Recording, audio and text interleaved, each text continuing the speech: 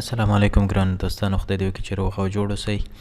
دا د یو ځل بیا خپلې وعدې سره سم تاسو ته دوهمه ویډیو هم جوړوم. په دې ویډیو کې موږ په دوه برخو باندې خبرې کوو چې لومړۍ برخه یې څنګه کولی شو چې د جیمیل اکاونټ جوړ کړو.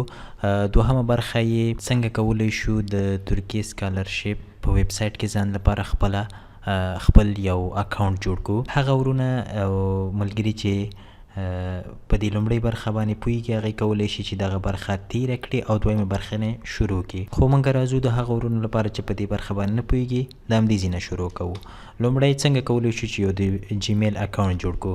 د دې لپاره خپل د کمپیوټر یو براوزر خلاص کړئ او په سرچ باکس کې جیمیل ولیکئ. جیمیل د لیکلو څخه وروسته انټر کېکاږئ او یوه صفحه را خلاصیږي. په دې صفحه کې هم تاسو جیمیل باندې کلیک کړئ. دلته یو بله صفحه را خلاصیږي، په دې ځای کې کریټ اکاونټ کېکاږئ او فور مای سیلف کېکاږئ. دلته تاسو نه ځینې معلومات غواړي لکه فرست نیم، خپل نوم مو ولیکئ. د هغې څخه وروسته مو لاست نیم، خپل تخلص مو ولیکئ. د دې څخه وروسته یو یوزر نیم ولیکئ. هر یوزر چې ستاسو خوښه وي کولی شئ چې تاسو یې دلته ولیکئ. خپله دغه ګوګل هم تاسو ته یو څو یوزر اکاونټ درکوي، لکه ماته چې 3 دانې راکړه، د دې د منځ نه زه یو دانه انتخابوم. دلته خپل پاسورډ ولیکئ. داسې یو څه ورکړئ چې تاسو سره ستاسو په ذهن کې پاتې شي، او یا یاداشت کړئ چې ستاسو د یاده ونه وځي. دغه پاسورډ کنفرم کړئ، یعنې دوهم ځل یې بیا ولیکئ او بیا نیکسټ کېکاږئ. دلته تاسو نه یو د تلیفون شمیره غواړي. لومړی په دغه ځای کې چې تاسو ته ښکاري دلته خپل مملکت انتخاب کړئ، یعنې کولی شئ که تاسو افغانستان کې اوسیږئ افغانستان انتخاب کړئ، که بل هیواد کې اوسیږئ نو همغه هیواد انتخاب کړئ، یعنې هغه هیواد انتخاب کړئ چې کوم تلیفون تاسو سیم کارت تاسو استعمالوئ. مثلا زه اوس په ترکیه کې یم، نو ترکیه تیاره انتخاب ده او دلته د ترکي نمبر داخلوم. دغه نمبر باید فعال اوسي تر څو دغه نمبر ته یو کوډ لیږل کېږي. هغه کوډ زه بیا را کاپي کوم. تاسو ته په سکرین کې اوس ښکاري دا دی چې زما تلیفون ته کوډ راغی. دغه کوډ زه په دغه انټر وریفیکیشن کوډ دغه کوم ساحه چې د دغلته یې لیکم او بیا د دې څخه وروسته وریفای کېکاږم. په دې ساحه کې موږ نه په دغه صفحه کې موږ نه دوه شیان غواړي. یو ریکوري ایمیل ادرس چې دا اختیاري دی. کولی شئ چې تاسو یو ایمیل ادرس که خپل لرئ خو خو که خپل لرئ بیا دې ته دوهم ایمیل ته ضرورت هم نه پیدا کېږي. مثلا ستاسې د کورنۍ یو غړی یا یو بل ملګری د هغې ایمیل ادرس تاسو دلته ورکړئ. کله چې مطلب ستاسو ایمیل سره کوم ایمیل کې کوم مشکل را پیدا کېږي یا د هغې پاسورډ ستاسو د یاده ووځي، نو بیا کولی شئ د دې ایمیل ریکوري ایمیل په واسطه باندې هغه بیرته تاسو ترلاسه کړئ. هغه اختیاري ده، زه یې نه لیکم، خوښه یې ستاسو کې لیکئ او که نه لیکئ. د دې نه وروسته خپل د پیدایښت میاشت انتخاب کړئ او پیدایښت ورځ مو انتخاب کړئ. د دې نه وروسته د پیدایښت کال مو انتخاب کړئ او خپل جنس د دې نه وروسته خپل جنسیت انتخاب کړئ، یا نارینه هستئ که ښځینه. د دې نه وروسته نیکسټ بټنه کېکاږئ. تقریبا پروسه خلاصه ده. زه yes I am کېکاږم او دلته I agree یعنې زه موافق یم. زموږ د جیمیل اکاونټ جوړ شو. په دوهمه برخه کې موږ په دې باندې خبرې کوو چې څنګه کولی شو د ټي بي بي اس په سیستم کې یا د ترکیې سکالرشپ په ویب پاڼه کې ځان ته یو اکاونټ جوړ کړو او د هغه اکاونټ په واسطه باندې موږ دغې سکالرشپ ته اپلای وکړو. د هر څه نه د مخې ګوګل خلاصوو.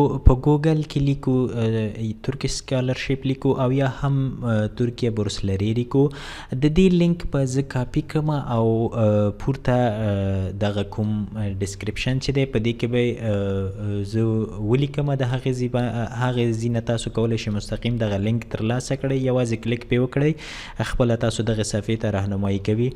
دلته زه اوس ترکیه بورسلري لیکم. ما ته یوه بله صفحه راخلاصوي. دغه صفحه په دې صفحه کې ما زه اپلی یا لوګین کېکاږم.